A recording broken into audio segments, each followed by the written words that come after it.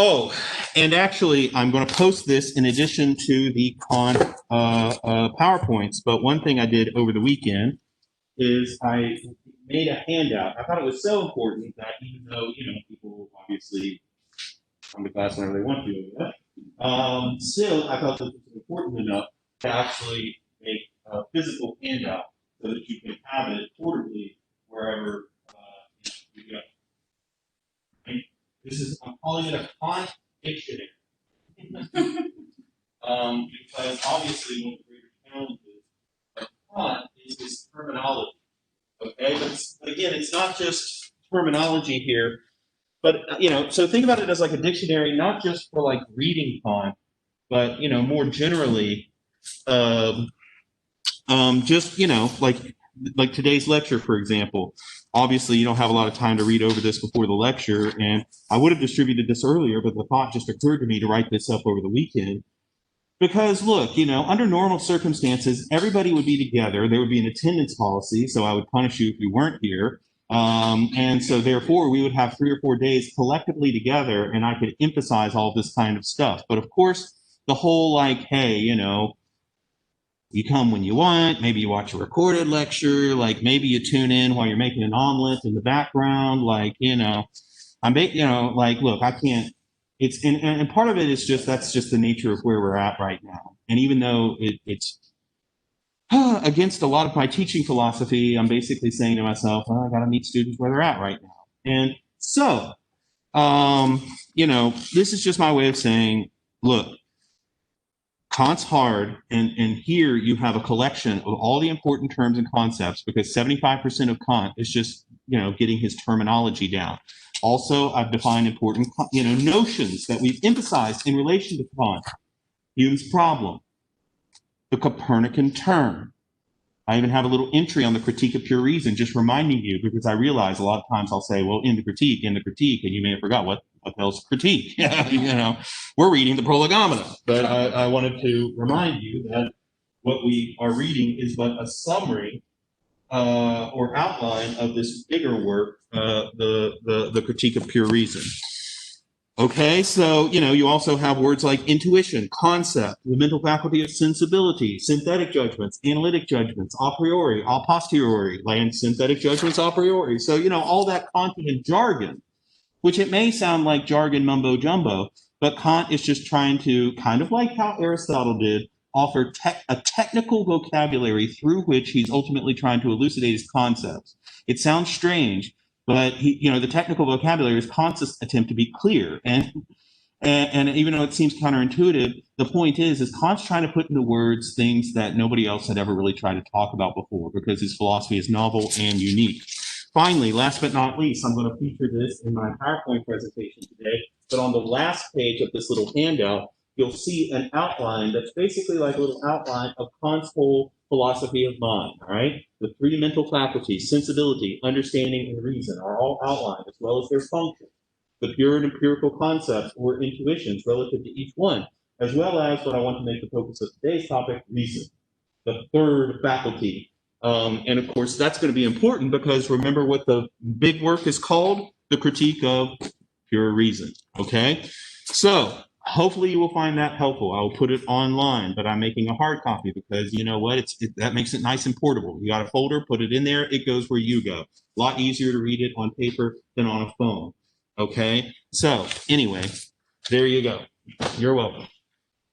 Now, going back to Kant, I just kind of want to review a little bit about what we've covered so far.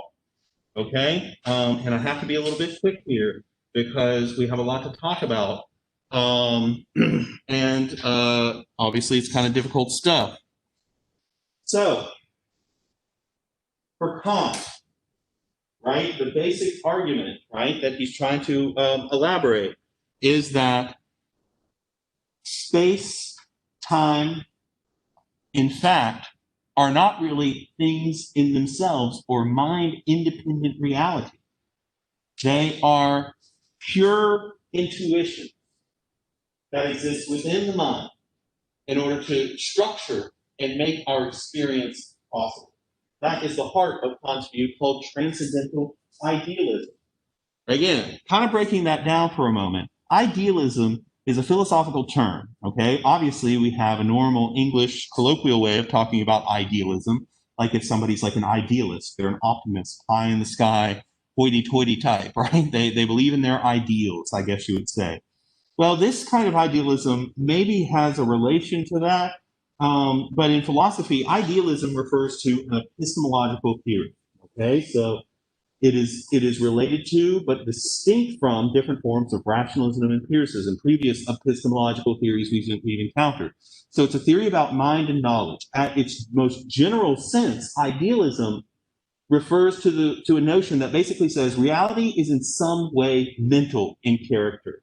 Okay, some people consider Plato an idealist in a way of speaking, because remember, for him, the fundamental nature of reality are forms. And what's the other word for forms? Ideas. And ideas are, Plato's forms are things discerned only by the intellect. So remember, when we talked about Platonic rationalism, we talked about how for Plato, reality is kind of fundamentally of an intelligible as opposed to a physical character. You with me? Idealism, though, like many philosophical terms, takes on different forms depending upon the different philosophers that elucidate that particular term. Okay? Kant's brand of idealism is that he says, yes, reality is fundamentally mental in character. However, the way that he interprets that, or his particular view, is that reality is mind dependent. Okay? What this essentially means is that Kant argues that there are a priori, okay, again, a priori, meaning prior to experience, in the sense of existing within the mind. There are a priori features of the human mind that are not learned. They are part of the structure of the mind or consciousness itself. And they actually serve as conditions for possible experience. What that means is that they actively structure and organize experience for us in order to make it possible. Okay, time and space are, of course, the most straightforward examples. Recall that Kant's analysis in part one of the Prolegomena was of the mental faculty of sensibility. Okay, and actually, I'm sorry. You said a priori features that are a part of the structure of organized. They are part of the very structure of consciousness or mind itself, and they structure and organize experience, or, to be perfectly clear, our experience of the world / reality. So reality for Kant is mind dependent in the sense that the world of our experience is a product of human mental categories that actually structure our experience of reality. Okay? Again, that's a crucial point. Let me, for our friends at home, make this big.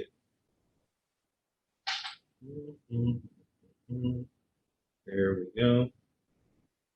And again, this will be included on the handout that I'll distribute in class and put online.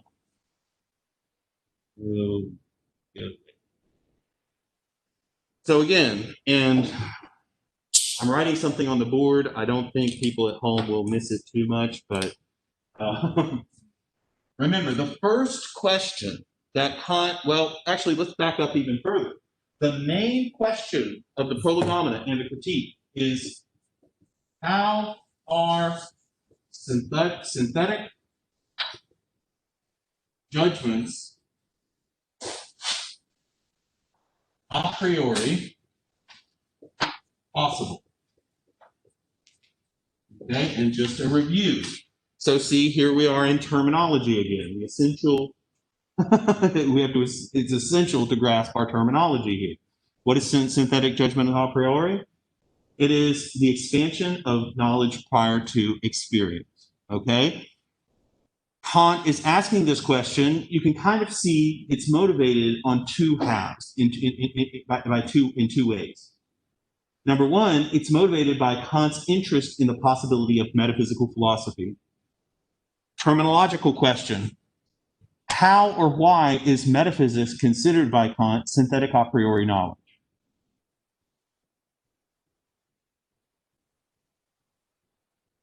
Not a rhetorical question.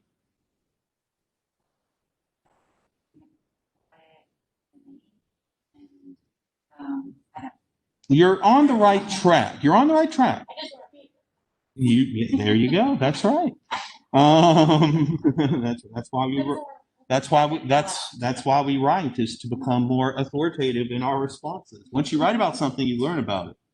And you know how you really end up learning about something? Teaching it. But anyway. The table, like it's in the upper right, Mhm. the synthetic a priori, and then analytic. Well, let's not go too far astray. Let's just, break things down for a moment. Synthetic.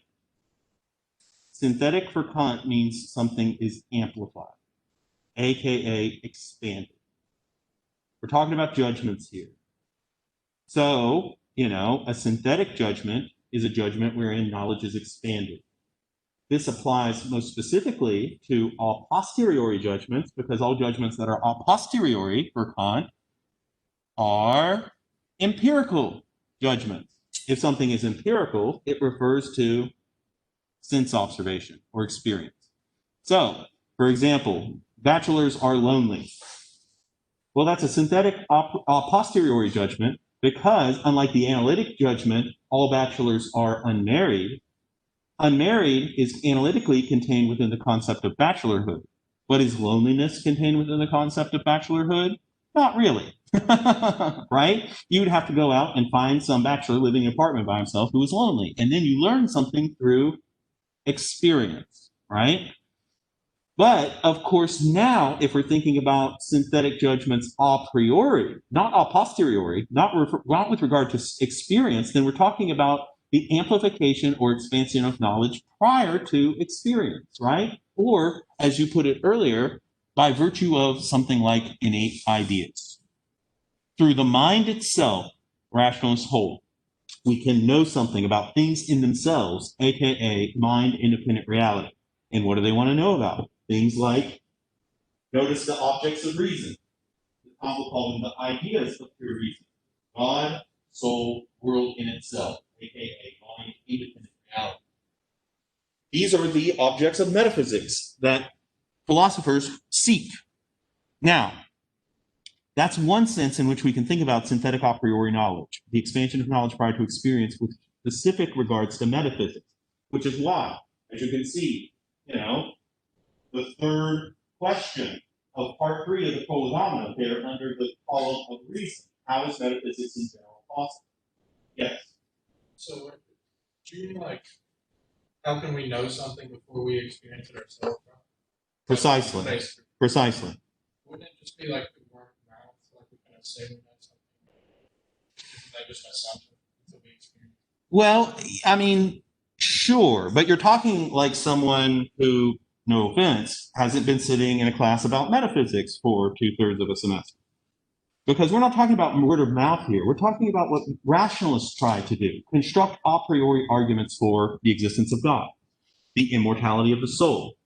And these rationalists, right, all the philosophers we've been reading, Plato, Descartes, right? And even though Aristotle's not a rationalist per se, he's very metaphysical, right? He thinks through experience he can get to the metaphysical.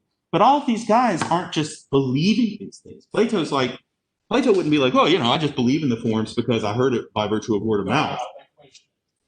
Precisely.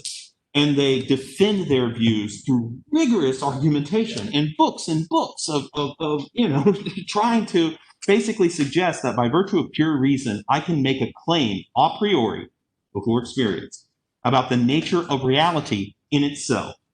And that is the ultimate goal of metaphysical philosophy in its classical sense, from the time of Plato up through the time of modern rationalists like Descartes. And he wasn't the only one. Spinoza is a modern rationalist. Leibniz was a modern rationalist. Malebranche. There were several of them, particularly during the period, not long before Kant, around when Descartes and Hume were alive, okay? Kant obviously is critical of metaphysics, right? His critique of pure reason is meant to be a criticism of an attack of classical metaphysical philosophy. But the interesting thing is that, he's highlighting, let's call it the epistemic category of metaphysical judgments, what it is that they try to do. They are synthetic judgments a priori, the attempt to amplify our knowledge prior to experience, okay? But Kant kind of turns things around a little bit and suggests, the more that I think about it, the more I begin to realize, in fact, knowledge with regard to experience is amplified all the time, even beyond the scope of experience itself. To put it in another way, Kant thinks that aside from metaphysics, in more common domains of human reasoning, we require a priori knowledge, aka knowledge prior to our experience, existing within the mind, in order to make our empirical experience possible. Put another way, it's not just metaphysics, or it's not even really metaphysics per se, that expands our knowledge beyond experience. In fact, other domains of human reasoning require the amplification of knowledge outside the bounds of experience in order to make that knowledge possible. Like what, Kant? What'd you say? Math. Very good. Pure mathematics. How is it possible?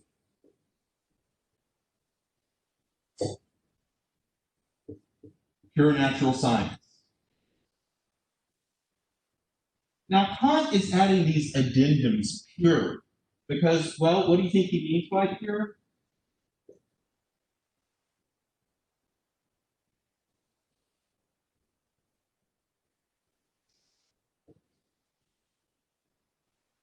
What Kant means by pure is non-empirical. Put another way, mathematics and natural science rest upon non-empirical elements, aka a priori knowledge, or a priori features of the human mind or human consciousness itself. What does he mean? Well, remember, for Kant, with regard to mathematics, we might normally think that mathematical judgments are analytic in character. Who can define analytic judgment for me? I did just give you a dictionary, but you could also tell me from your astute memory and recollection.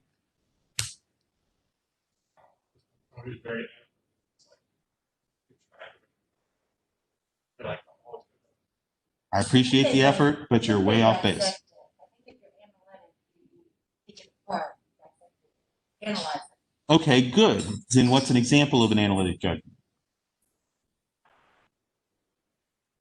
Gave one earlier.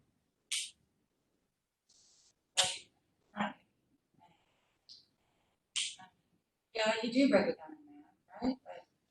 Specifically, an analytic judgment is any judgment where the predicate is contained within the concept or the subject. Okay? Knowledge is not amplified in analytic judgments. It is only, as Kant puts it, explicated, explained. All bachelors are unmarried. That is an analytic judgment. Why? Because what is a bachelor? An unmarried male. So if I say all bachelors are unmarried, of course that's true, because what have I done? Just defined the concept of bachelorhood. I have analyzed it. And kind of like analogous to what you were suggesting, I have broken it down, right? But I did not amplify knowledge. Knowledge is not gained here. Gold is a yellow metal. Indeed, that just simply constitutes the nature or essence of gold. All bodies are extended. Well, I guess that's true. If, as Descartes puts it, the essence of body is extension, then it would stand to reason that all bodies are extended in space, three-dimensionally, to some extent. Okay, fine. Is math an analytic judgment? Or are the propositions of mathematics, the equations, the figures, are they analytical judgments? Hume seemed to think that they were. He called them relations of ideas, because the relations of ideas category for Hume is analogous to Kant's analytic a priori judgments. Okay? The idea is that for Hume, he presupposed that, math is just a kind of conceptual game, right? And, it's just kind of like, look, I know what integers are, I know what numbers are, I know what addition and subtraction and multiplication is. I also know what lines, planes, figures, and points are. I know what triangles are. I know what trapezoids are and cubes. So all these things have definitions. Mathematics is just a collection of rules and definitions and concepts. And we explicate these concepts in mathematical judgment.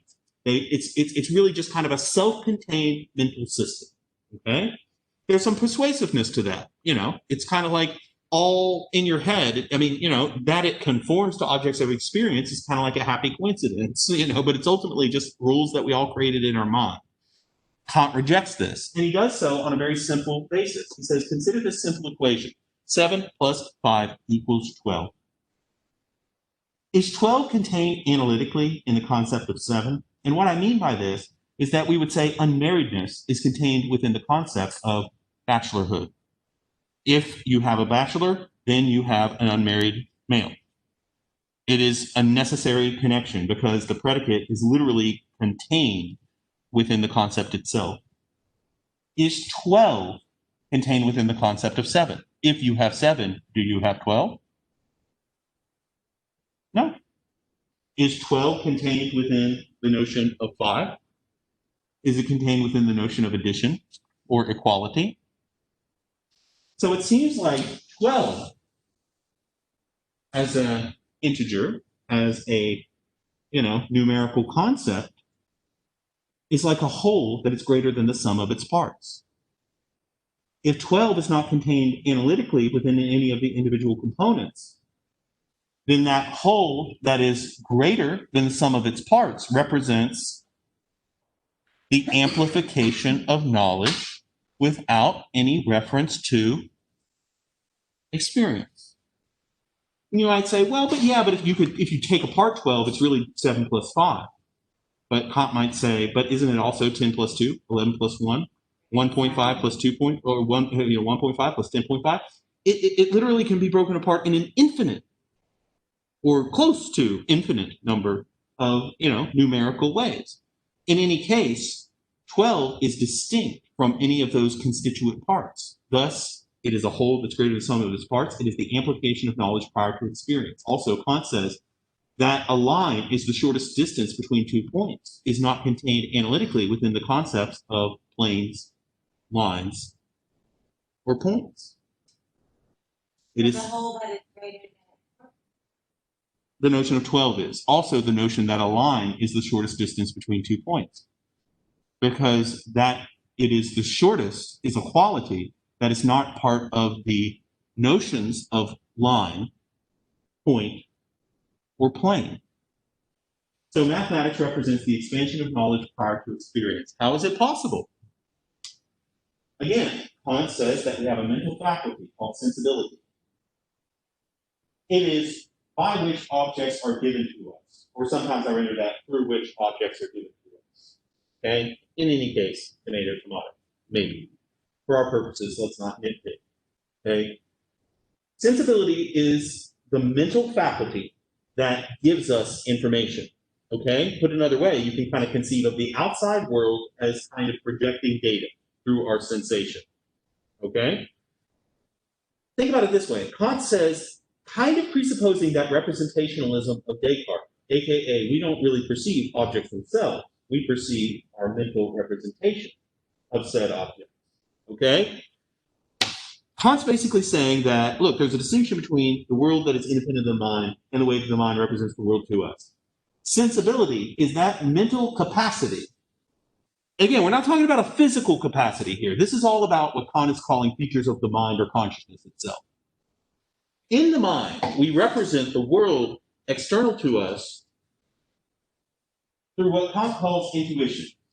It is the form that sense data takes as it is given to sensibility.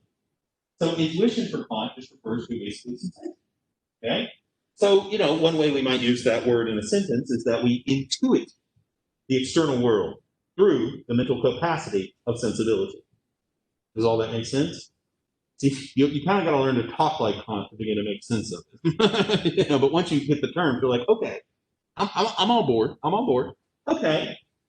Intuition clearly has an empirical character. Again, the word empirical, it refers to objects of, yes, and in a very specific sense, sensation and observation. But yeah, experience is fine. But let's, since we're getting into the nitty-gritty of sensibility, let's be clear, sensation, right? And empirical intuition is basically analogous to Humean impressions. immediate sensations, right? You know, the smoothness of this marker, the black that I'm perceiving right now on this eraser, as well as this marker, right? Now, Kant is analyzing initially this mental capacity for sensibility, because what Kant is trying to do is say, well, mathematics, if it involves synthetic judgments a priori, that would mean the propositions of mathematics are themselves not entirely founded upon experience. So how is that possible? How is it possible that mathematics can yield true synthetic knowledge, the amplification of knowledge, not just in an analytical game, but we're really learning something about real things? Of course, real things has a very specific meaning for Kant, as we'll discover. But anyway, how is that possible? Well, Kant says all knowledge has to be based in some form of intuition, aka some kind of data that is present to the mind. Knowledge doesn't come from nowhere, right? It has to come from somewhere. Sensibility is the basic faculty that is our sense data storage room, right? And if it's the case that mathematics does not come from our sense data storage room, then where in the world can that knowledge come from? Well, Kant says the only thing that we can do is try to imagine what non-empirical intuition would be. If it is the case that mathematics comes from pure synthetic judgments a priori, then we would have to imagine what a pure intuition would be, because all knowledge comes from intuition, aka some kind of data present to the mind. Pure intuition would be a priori intuition, aka intuition that isn't experienced, sensed, or learned, but intuition that is present to the mind as part of literally the structure of the mind itself.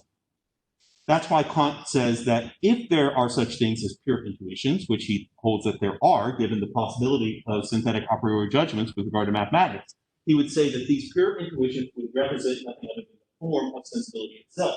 If you take out the content of our data storage room, sensation, you're left with only the room. Kant's question is kind of like, what is the room made out of? What is the storage unit that houses all of our empirical data? I have to use a lot of analogy to try to make this make sense. But what Kant is essentially saying is that if I take out all empirical content, if I imagine, like, for example, going to a sensory deprivation chamber, you ever heard of one of those? All sensations blocked out, okay? They basically, put a blindfold over your eyes, they plug up your ears, they even put you in like a vat of water so that you're floating, so that you literally have no, it's the attempt to take away all possible sensations, to be left only alone with your thoughts. Kant would say, and even then, don't think about anything. Don't try to be like, oh, I remember when I went to that Burger King and had that burger that one time. Don't think about anything. If you take away all empirical sense data, what remains? Kant will say space and time. Space and time for Kant constitute the form of the mental faculty of sensibility and thus exist within the mind. You cannot recall a time where you learned time. And what I mean by learn time, I don't mean learning how to read the analog clock with the hands and the seconds and all that kind of stuff. I mean when you experienced time. Because Kant says time is not a feature of the world that we intuit empirically. Now I'm using Kantian lingo here, but to be clear, what I'm saying here, it's not like I take in time as an external force of the world and I somehow take it in, like I take in the texture of this table or its brown color or, the sound of a bird chirping outside. I don't take in time in that way. Time is already in the mind. If I'm in that sensory deprivation chamber, I can't think away time, because time is not something you experience. It's something in the mind that you bring to experience. And Kant will say that's because time and space make our experience of the world possible. Kant is basically arguing that time and space are not mind-independent realities that exist objectively independent of the human mind. At least if they do, we do not know that. We only experience space and time as pure intuitions, aka the form of the mental faculty of sensibility, aka as a priori features of the mind itself, through which empirical data is intuitive. Put it this way. We take in sense data. The data must be given through a medium, right? Must be given through something. So what is the medium through which that we experience our sensations of the world? Space and time, which exist a priori within the very nature of the mind itself. Thus, space and time are not features of an objective or mind-independent reality. They are not, as Kant likes to say, things in themselves. They rather are a priori, pure intuitions that are, and this is Kant's favorite phrase, conditions of possible experience. We bring time and space to experience, to the end or goal of making experience structured, intelligible, and overall just possible. But we also now have an answer as to how pure mathematics is possible because of the pure intuition of space and time. How does it work? Arithmetic is based upon the very notion of numbers as integers. Integers are numerical units that are basically carved out of time. Consider counting and its time-like structure.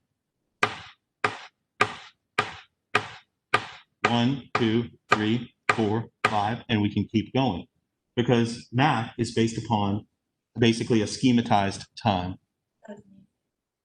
And so is music. Very good. Exactly. And to follow your musical analogy, the point is in a way, music is just kind of like, actually Kant has an analogy for imagining what our experience of intuitions would be without the structural features of the mind. He calls it a rhapsody of perception. In a way, music is just a bundle or a barrage of noises. But the noise is given a kind of form and structure through time. But time is not an independent feature of reality. It exists within the mind that structures and organizes our perceptions of reality. Does that make sense? It's actually pretty doggone brilliant. If you can get what Kant is really saying here. Now, again, it leads to some pretty radical conclusions.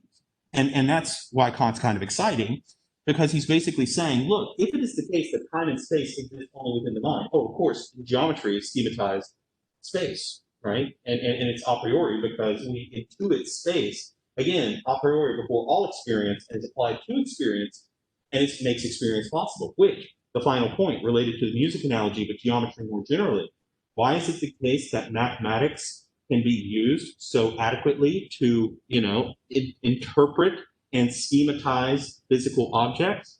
Because it is the medium through which we intuit the world. But again, if we take Kant seriously, time and space are not mind-independent realities. They exist within the mind. But of course, that means, is it possible to think outside of time and space? It doesn't seem very possible. So with regards to this point, does it seem possible that something like metaphysics could ever actually be possible? Because it would require us to think outside of time and space. And here's the final point before we move on to the understanding.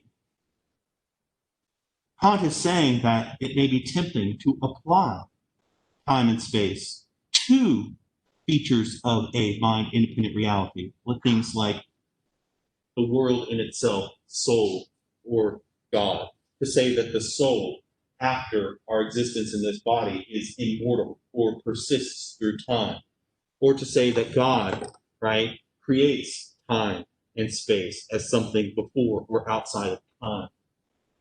But these metaphysical principles, again, since they are mind-independent realities, we cannot use time and space to interpret what Kant will call noumena. Noumena. Do I have that on here? Oh, yes. Under the third column of reason, noumena, there in the bottom right-hand corner. That is Kant's word for mind-independent reality, or things in themselves. an entry of noumena will be in the Kant dictionary. It is in the Kant dictionary. Kant says that we cannot use time and space with regard to objects that are things in themselves, because time and space only have validity with regards to possible experience. So to talk about metaphysics would be talking about time and space as features of a mind-independent reality. You see how Kant is offering an interesting fusion of rationalism and empiricism? This is an important point. How is Kant fusing rationalism and empiricism? Again, both sides have to make concessions if there's going to be a compromise. So Kant is neither a pure rationalist nor is he a pure empiricist. He's blending them both together so that he can show how they're both right, but they're also both wrong. Kant kills the debate between rationalism and empiricism because each side is based upon faulty assumptions about the nature of both the external world and the human mind. Time and space are a priori, meaning that they are prior to experience, but they're prior to experience because they exist where? Where are time and space? Not out there, but in the mind. So just like the rationalists say, there are a priori things that exist within the mind, but they aren't innate ideas. Why are they different from innate ideas? Innate ideas, for rationalism, they are sufficient to give us knowledge of the world. Descartes says that God exists because I have an idea of God, and that's it. That's all I need. For Kant, the pure intuitions of space and time tell us nothing about things independent of experience, but their purpose is only to be applied to experience. Conversely, so Kant is borrowing from rationalism, but to motivate a kind of empiricism. So knowledge for Kant ends up only coming from experience. But what is experience for Kant? Experience is only made possible through a priori features of the human mind. So knowledge only comes from experience, but unlike the empiricists, so Kant agrees with the empiricists on that point, but unlike the empiricists, the mind isn't a blank slate. It's like a computer processor. It takes up data in the form of empirical intuition, gives it form through the medium of time and space, which is the form of the mental capacity and sensibility. And then it cognizes those objects as concepts.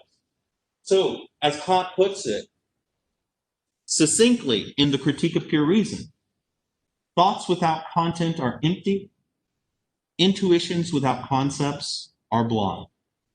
Mind needs sensation, and sensation needs mind in order to make experience possible.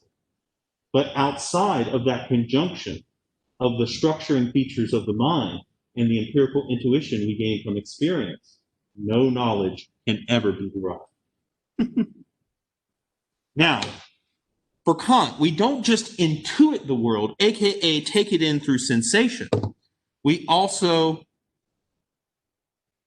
think about the world, okay? We take up that information and cognize it. One way to think about it is this. Consider, a coffee mug like mine. I can say that it is green and it is black and it is warm and it is smooth, right? And it has all these features, but in a way, these features are only intuitions, like immediate data. But the mind doesn't just take this thing in as a rhapsody of perceptions. It structures those perceptions into a unified thing called a mug.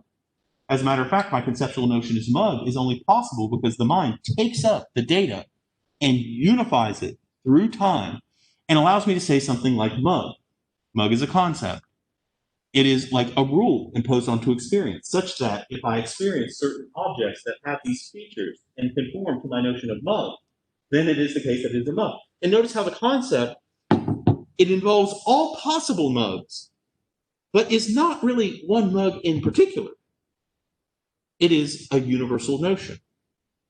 Kant says that simple example illustrates the way in which we view all of reality as organized, as structured. And concepts, if you look under the column of understanding, right? Again, it's not merely things like bottle or mug or blue, right? Like a color. And again, the difference between color as a concept and an empirical intuition of blue is this is the immediate sensation. Intuition, right, is an immediate sense impression of blue. The concept blue involves all blues, but no blue in particular. It's like me telling somebody, oh, the shirt is blue. Well, you have a vague notion of that blueness because of your rule of a concept. These things are blue, but you may not know what particular empirical intuition, what shade of blue it is. But they can also be more complex, gravity and inertia. Because isn't it the case that the laws of nature, structure, it's a way of, that we perceive nature as sort of organized and unified? It's the way that we make sense of our experience of nature in the same way that we make sense of our experience of this green and black, smooth and warm object. So again, sensibility is how we take in information through empirical intuition under the form of space and time. But the understanding for Kant, a distinct mental faculty, is how we process that information, how we make sense of that information. And we make sense of that information through concepts. The word concept is translating a German term, Begriff. Begriff, it comes from the word begriffen in German, and that literally means to grasp. That's an important analogy because the German word Begriff as concept has that peculiar connotation of grasping and taking up information to give it structure and unity. That's the way that Kant thinks of concept. Just like sensibility has pure intuitions of space and time, the understanding has pure concepts. Intuition and concept are distinct terms for Kant. That is important. Intuition is like the way we feel something, and concept is like how we think about something. Concepts take up intuition and give them a kind of structure. Time and space are intuitions, but they are a priori or pure intuition. Okay? Concepts can take up space and time too. As a matter of fact, whenever we create something like an integer, we unify a slice of pure time. Why? Because otherwise, time flows like a river. The concept of unity takes the glass out of the river and isolates it. Does that make sense? Now, I won't give you Kant's whole argument to justify the existence of pure concepts, how he came up with how many they are and what they are, because you know what? It actually constitutes a really large chunk of the big book, The Critique of Pure Reason. In the Prolegomena, Kant basically says, well, you can read the critique. I'm just kind of telling you what I the short $2 version is this. Kant basically thinks that part of the nature of human understanding is that it imposes rules. We can find rules in the very form of logical judgments, thinking itself. For example, if A, then B. A, therefore B. Either P or Q. If not P, then Q. These aren't things that have anything to do with experience. They're like rules of thought. But Kant says that we take in intuition, right? And we think about it. So in a way, the same rules of thinking are applied to our experience of the world itself. And Kant organizes what he thinks is an exhaustive table of logical judgments. And you can actually find this in the Prolegomena on page 42. Forgot that. And from that table of possible logical judgments, like for example, I can think about things in the universal. All bodies are extended. I can think about things in the particular. That particular body is extended, right? I can think about conditionals. If A happens, B happens. I can think about causal relations, right? I can think about all kinds of things in the pure sense. Kant thinks that we can derive on the basis of tables of logical judgment what he calls pure concepts of the understanding. Hold on, my thing is frozen here. Now, where is my table? There it is. These for Kant are the pure concepts of the understanding. Okay? So just like how sensibility as a mental faculty has pure intuitions and pure intuitions and empirical intuitions, so too does the understanding have a pure and an empirical component. Pure concepts similar to pure intuitions, except rather than just the way that we sense data, we're now talking about the way that we think or cognize that data. The easiest way to think about them is that they are rules for possible experience. Rules in the sense that they take up empirical intuition given in a kind of a barrage and give it a kind of form and structure. Okay, consider our categories. He organizes them into 4 categories. Sometimes he'll just call all of them categories because he means them as like categories of thinking. But he also likes the word concept in that sense of conceptualizing, like I said earlier, taking up information and giving it form and structure. The categories are quantity, quality, relation, and modality. And as you can see, you have the quantitative, qualitative, relative, and modal categories or concepts here. You don't have to memorize all these, okay? I'm not going to ask you to do that. I want you to know how they work. But there are 2 that I think you should definitely remember because they have specific application to things that we talk about in class. Notice how under the category of relation, you have mental categories of substance and cause and effect, or causality more generally. What Kant is saying is that these classical metaphysical notions of causality and substance are not, and now you're going to see how Kant, his philosophy works as a kind of a song, and here's the chorus. They are not features of a objective or mind-independent reality. Rather, cause and effect and causation are a priori concepts that are, say it with me, conditions for possible experience. That's right. Here's the way to think about it. Descartes thought that substance was something that exists independently. It is a feature of these things that exist independent of the mind. What are Descartes' 2 substances? Technically there are 3, but I'm reducing it to 2, mind and body. God is just a special case of mind. But officially Descartes would say there's 3 substances. There's God, which is infinite substance, finite minds, and then finite bodies. But again, still our mind, God mind, same stuff, different levels of mind. Kind of. Although that would counteract, as I'm talking about Nietzsche and medieval philosophy, the Nicene Creed, which says that God and human beings are not consubstantial, aka we are not like God in any real way, other than like we're both like have an intangible element of ourselves. But anyway, getting aside the point. Getting aside the point. That's what Descartes would say about substance, right? But Kant would say, well, that's interesting because you know what? You cannot talk about a mind-independent substance because substance is only a mental category. It is the way you experience the world, but it doesn't tell you anything about the world in and of itself or in the world independent of the mind. Here's a way to think about it. Notice the very first concept, unity.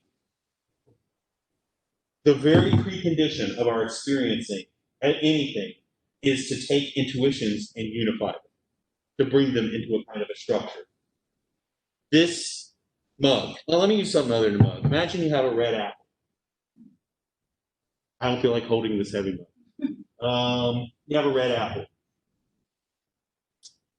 If you think about it, it's less one thing and more like a lot of things, at least as it presents itself to us. Its aroma, its texture, its red color, the little twig thing it might have on it, little green leaf thing.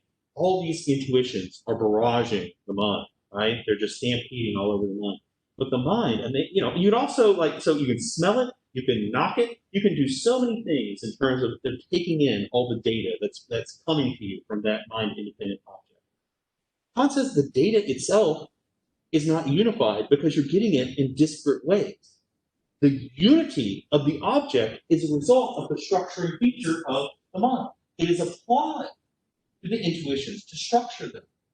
And then you further conceive of that unified thing as a substance that persists through time and space, in which the qualities of redness inhere. You can say, I got one apple, unity, and now I got two apples, plurality, and then you can say, I got a whole bushel of apples, totality. But notice how all of these things that I'm saying, a substance that is unified with qualities and it persists through time, what makes our experience of that possible?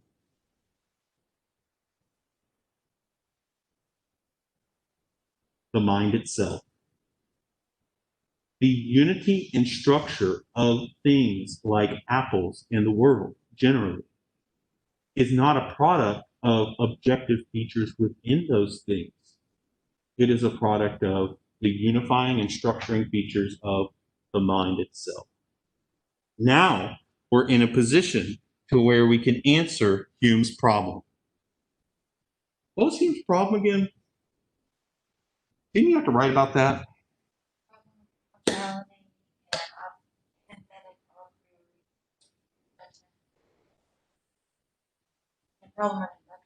Okay.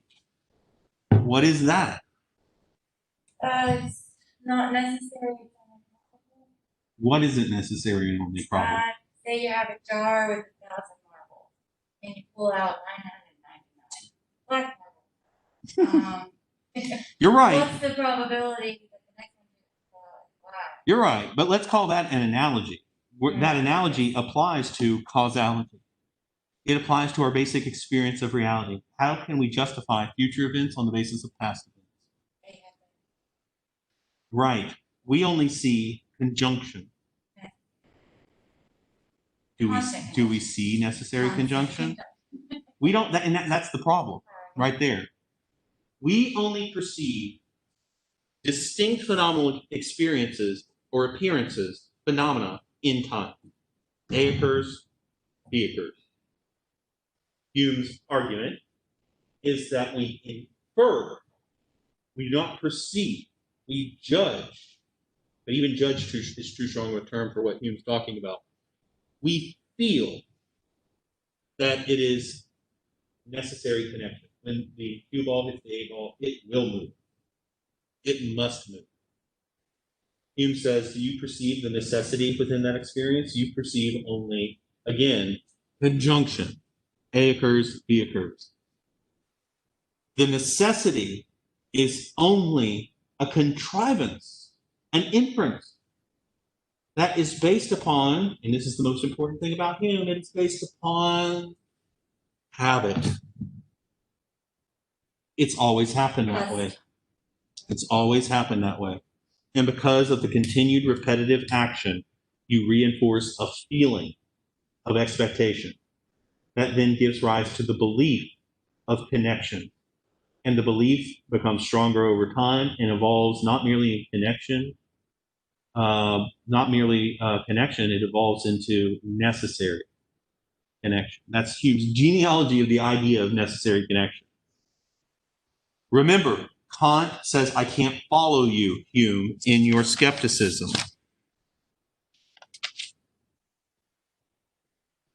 He says, yes, you're right, but only this far. That causation is indeed subjective, aka I don't perceive necessary connection within experience. But I do not derive on that basis that causation is merely habit and therefore non-necessary. Rather, causation is not habit, it is an a priori pure concept that is applied to experience in order to make experience possible. So necessity is restored to our experience of the world. Natural science is saved. Because remember, if you follow Hume all the way, it's almost like the laws of nature aren't really laws, but they're what? Oh, it's just habit. Just always happen that way. You know that this is going to fall because it always has happened that way. You can't justify it on a rational basis. You can only say that the future will resemble the past, but you have no logical justification to say that the future will resemble the past. That's the problem of induction. That's Hume's problem right there. The concept of causation and its origin. Rationalists say that causation is a priori, prior to experience in the mind, as an innate idea, and thus can be applied to mind-independent reality. Hume just makes it subjective entirely and makes it habit. Does that make sense? But Kant says causation is necessary, Hume, because it is simply the way that the mind presents reality to us.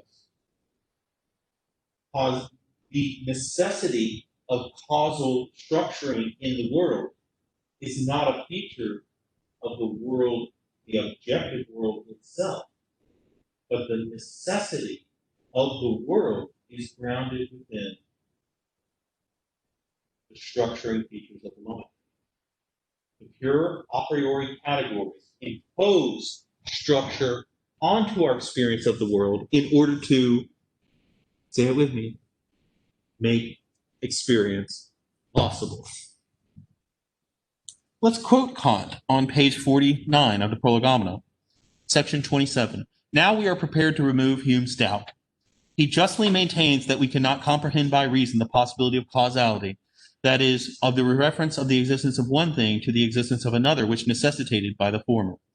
Okay, so he's saying Kant justly maintains that we cannot comprehend the possibility of causality, the reference of the existence of one thing, and its necessary relation to another thing. Trying to paraphrase Kant, because I know he's hard to read.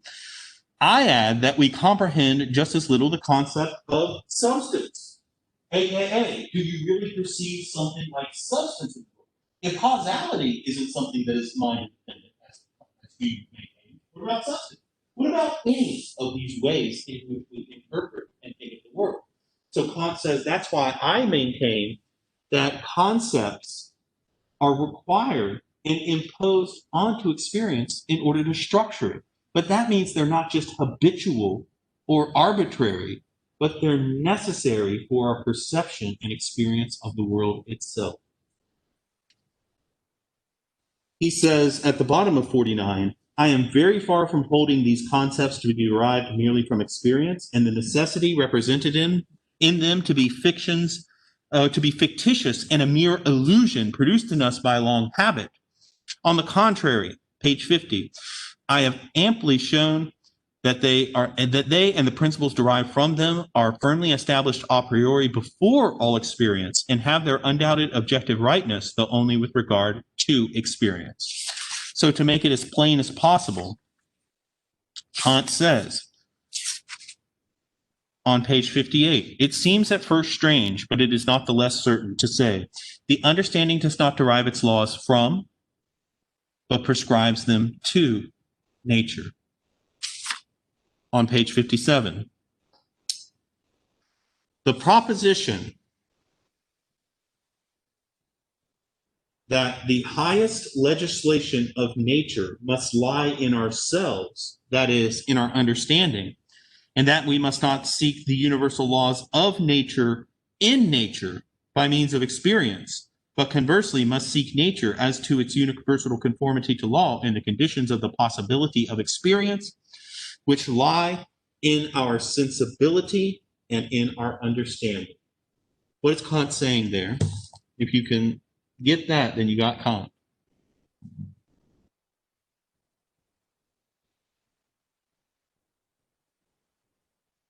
I was trying to find it. I didn't know if it was in this paragraph. I know you were reading out that. I didn't know if it was. I know you don't have physical copies of the text, which I loathe more than anything. It's okay. The highest legislation of nature must lie in ourselves. What could that mean? If you legislate, you make a rule, concept. Mhm. So therefore, the laws of nature are not actually the products of nature. They're the product of what? Exactly. The legislation of nature is a product of a priori features of the human mind. That's Kant's most radical thesis. But you know what he's saying is that if the structure is mind independent, then we fall back into Hume's problem. Why?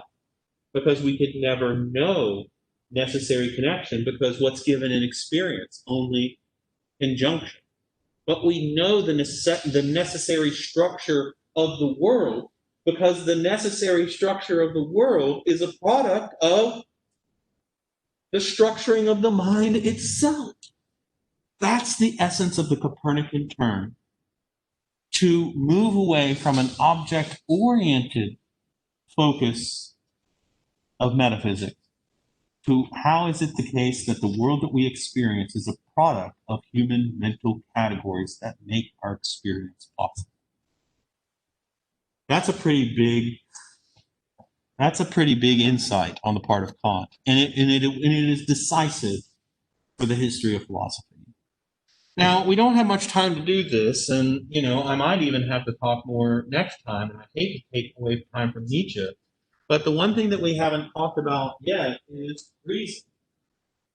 I just feel like because we had that break with Election Day, and because of our whole weird structure generally, it's taking me a little bit longer to get through Kant. But I will say this, I honestly, when I first started grading exams, I started to get really, really scared because some of them weren't good, both here in the DKU. And I was thinking to myself, my God, how are they going to survive Kant? That was my first thought. Well, we're doomed. We're just doomed. But the more that I graded, the more that they began to improve. And actually, there was some marked improvement. I said, okay, we can do this, but it does require, just going a little bit slow. Now, Kant says that we have a distinct mental faculty. It is the faculty of reason. Reason? What on earth is reason? Reason, think about it this way. Sensibility is how we take in objects of sensation. Understanding is how we cognize or process that information. Reason seeks something that is never given through sensation or understanding. Completion. The understanding can spell out our appearances of the world, and we can say, well, the world is causally ordered. And again, how do we know that the world is causally ordered? Because the mind gives it to the mind structured it. Excellent, good. I have so many students who, on their final exam, could never even articulate that point. So be proud. I'm serious.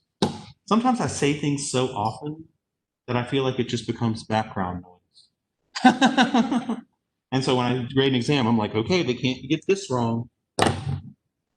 Oh, they can.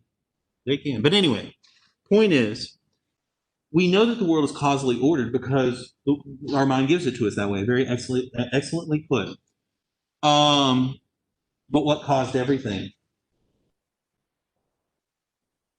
Well, that's what we say. What is that given to us in experience? Kant's going to say no. No. If you feel something you think is God, it's either indigestion or drugs. Kant's not going to, Kant, look, you'll notice a theme among most of our philosophers. Even if they believe or argue for God, it is in a very non-spiritual. Because. Especially Nietzsche. Oh, yes. For Nietzsche, Kant actually successfully killed God. And now what do we do? And that's basically the problem for Nietzsche. But anyway, what I'm basically saying, and I know the time's up, but I'm going to have to talk at least a few minutes about this next time. I promise to reserve it to a few minutes, because we do have to get to Nietzsche. But this is the core essence of Kant. And it's not as hard as the other stuff. You got to get through the other stuff to get to this point. But what Kant's essentially saying is that the human faculty of reason strives for the unconditioned. What that means is it's one thing to say that, A causes B, causes C, causes D, but, what caused everything? What is the uncaused cause? What is the unmoved mover? What is the first principle? What is the infinite substance? What is the reason for my being here? What is the right thing to do? What is good? Do I have a soul? Do I exist after death? Do you see the theme here? The deepest and most existential question Kant maintained, sensibility and understanding can never give us, because their applicability is only with regard to possible experience. And yet the problems of metaphysics for Kant are necessary problems for human reason, because reason demands completion. It is the very faculty that is blossoming in young children when they continually say, why, because they gotta complete the system. They have to have the ultimate reason, right? And even though their little reason isn't ready yet to get satisfaction, it's already working, because it is the ultimate why question. Kant will maintain, final point, I know it's time to go, that in order to complete the system of our mind, reason will postulate what he calls ideas. The ideas of pure reason are intellectual postulates that seek to complete the system. God. Soul. What is the uncaused cause? God. What is the true essence of human identity? Soul. What is a mind-independent reality? The world in itself. We can theorize about that till the cows come home. But here's Kant's point. The ideas of reason are unknowable. They cannot be proven for or against. They actually are the result of an illusion on human mind. All ideas of reason result when we take the pure concepts of the understanding and pure intuitions of space and time. And where are the pure concepts of intuitions? They are in the mind. And what role do they serve? To structure our experience. But when we take the ideas and concepts of understanding, when we take the intuitions and concepts of understanding and sensibility and apply them to noumena, or things in themselves, we create ideas. But the ideas are false or illusory, because concepts and intuitions can't be applied to mind-independent reality. They can only be applied to or experience, correct? Mind-dependent reality or experience. So Kant has given a theory as to the error of all the history of metaphysical philosophy.